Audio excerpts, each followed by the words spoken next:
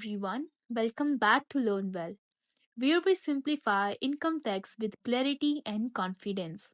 In today's session, we turn our focus to one of the most vital component of personal taxation is income from salaries.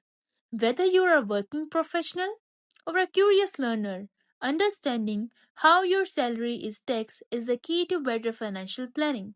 From allowances and perquisites to deduction and exemptions, we all walk you through every essential aspect in the simplest way as possible.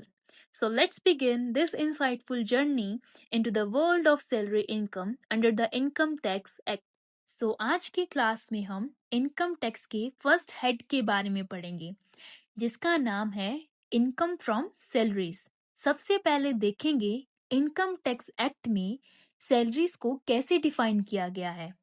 Any remuneration paid by an employer to his employee in consideration of his services।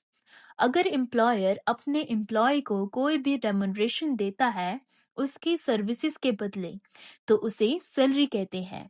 Employer वो person होता है जो employ को नौकरी देता है, मतलब job देता है, और एम्प्लॉय उस जॉब को बड़ी मेहनत से करता है। एम्प्लॉय जो भी काम करता है अपनी सर्विसेज देता है एम्प्लॉयर को, उसके बदले एम्प्लॉयर एम्प्लॉय को रेमुनरेशन देता है जिसको हम सैलरीज कहते हैं। It includes the monetary value of those benefit and facilities provided by the employer which is taxable। हमें सैलरी में कैश अमाउंट के साथ साथ बेनिफिट्स एंड फैसिलिटीज और मॉनेटरी वैल्यू भी मिलती है जो टैक्सेबल होती है। फैसिलिटीज में जैसे medical facilities and travelling facilities. तो सैलरी में हमें रेमुनरेशन के साथ साथ बेनिफिट्स और फैसिलिटीज एंड मॉनेटरी वैल्यू के साथ साथ मिलती है जो टैक्सेबल होती है। अब हम देखेंगे रूल्स रिगार्डिंग सैलरीज। सैलरी का फर्स्ट रूल है relationship of employer and employ.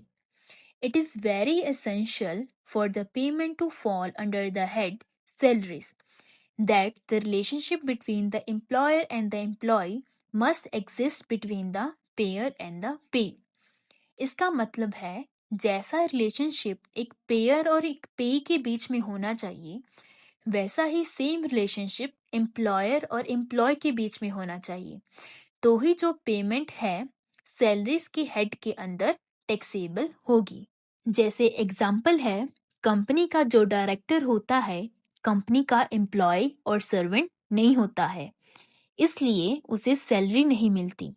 उसे सैलरी की जगह फीस मिलती है जो कि इनकम फ्रॉम अदर सोर्सेज वाले हेड में टैक्सेबल होती है।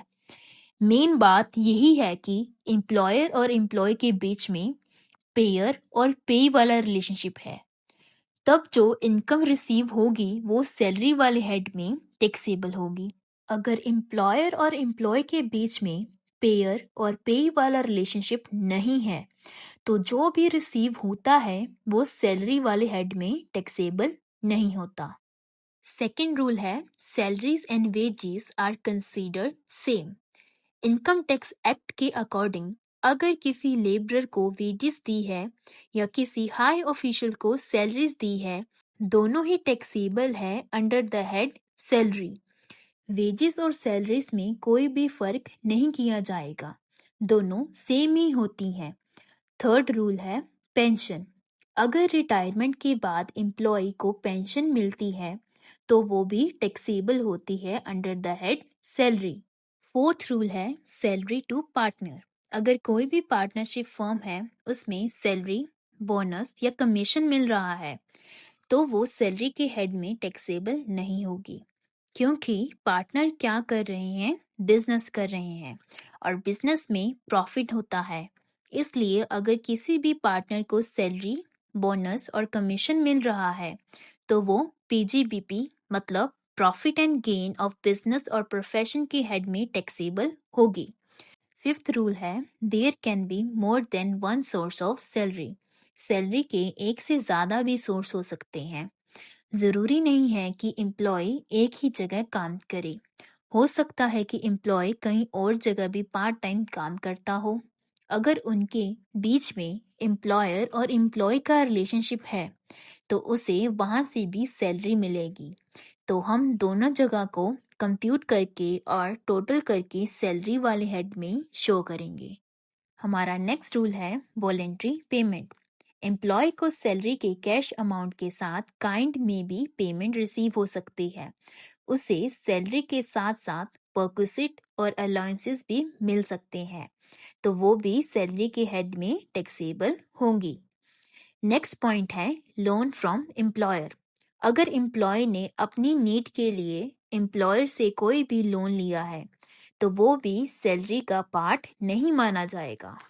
8th रूल है फैमिली पेंशन। अगर फैमिली पेंशन रिसीव हो रही है विडो और legal heir of a deceased employee को, यानी जो पर्सन मर गया है और उसकी विडो और लीगल हायरर को फैमिली पेंशन मिल रही है, तो वो भी इनकम फ्रॉम अदर सोर्सेज वाले हेड में टैक्सेबल होगी। नेक्स्ट पॉइंट है टैक्स फ्री सैलरी। ऐसी सैलरी जिस पर हमें कोई भी टैक्स पे नहीं करना। हमने उस पर टैक्स पे क्यों नहीं करना? क्योंकि हमारे बिहाफ पर एम्प्लॉयर ने टैक्स पे कर दिया है। तो ऐसी इनकम को हम टोटल इनकम यानी ग्रॉस सैलरी में दिखाएंगे। ग्रॉस सैलरी कैसे निकालते हैं? Net salary plus amount of tax paid on his behalf by the employer. 10th rule है receipt from a person other than employer. कोई भी परक्विसिट, प्रॉफिट या रेम्युनरेशन अगर एम्प्लॉयर के अलावा अगर किसी दूसरे पर्सन से रिसीव होती है तो वो इनकम फ्रॉम अदर सोर्सेज वाले हेड में टैक्सेबल होंगी। वो सैलरी वाले हेड में टैक्सेबल नहीं होंगी। अगर परक्विसिट, प्रॉफिट या रेम्युनरेशन उसके एम्प्लॉयमेंट की वजह से ही मिली है लेकिन वो फिर भी इनकम फ्रॉम अदर सोर्स वाले हेड में टैक्सेबल होंगी। एग्जाम्पल है remuneration received by a professor of a college for acting as an examiner in a university। एक कॉलेज के प्रोफेसर हैं जिनकी ड्यूटी एग्जामिनेशन सेंटर पर लगी हुई है और उन्हें उससे क्या रिसीव हो रहा है? उन्हें उससे रेमुनरेशन रिसीव हो रही है जो कि इनकम फ्रॉम अदर सोर्स वाले हेड में टैक्सेबल होंगी।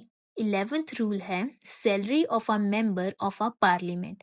अगर कोई भी पार्लियामेंट और स्टेट लेजिस्लेचर का मेंबर है और उसे किसी भी तरीके से रेमुनरेशन रिसीव होती है तो वो सैलरी वाले हेड में टैक्सेबल नहीं होंगी, वो इनकम फ्रॉम अदर सोर्स वाले हेड में टैक्सेबल होंगी। नेक्स्ट रूल है rule number 12 which is salaries and professional income being distinguish. इसका सबसे अच्छा एग्जाम्पल है लॉयर। अगर लॉयर किसी भी कंपनी में एम्प्लॉयड है और वो कंपनी में legal adviser and standing counsel की तरह वर्क कर रहा है और उसके लिए उसे रेमुनरेशन रिसीव होती है तो वो सैलरी वाले हेड में टैक्सेबल होगी। लेकिन अगर वो प्रोफेशनल लॉयर है, कंपनी का एम्प्लॉय नहीं है और वो कंपनी का कोई केस लड़ रहा है और उसके लिए अगर उसे कोई रेमुनरेशन रिसीव होती है तो वो remuneration profit and gain of business और प्रोफेशनल वाले हेड में टैक्सेबल होगी। लास्ट पॉइंट है basic salary as per salary grade. Salary grade का मतलब होता है कि एम्प्लॉय की स्टार्टिंग सैलरी कितनी है, हम एम्प्लॉय को कितनी सैलरी पर अपॉइंट कर रहे हैं और उसके पूरे सर्विस पीरियड में उसकी सैलरी का हर साल कितनी इंक्रीमेंट हो रही है, यानी उसकी सैलरी हम कितनी अमाउंट से बढ़ाएंगे। और जब उसकी सैलरी का इंक्रीमेंट होना बंद हो जाएगा यानी उसकी सैलरी का बढ़ना बंद हो जाएगा तो उसकी मैक्सिमम सैलरी कितनी होगी। अब हम इसको एक एग्जाम्पल के थ्रू समझेंगे। जैसे एम्प्लॉय की स्टार्टिंग सैलरी है 2500, यानी ये एम्प्लॉय की बेसिक सैलरी है और जब उसे 1 साल हो जाएगा तब उसे हर साल 100 का इंक्रीमेंट मिलेगा, मतलब 100 उसमें ऐड करते जाएंगे।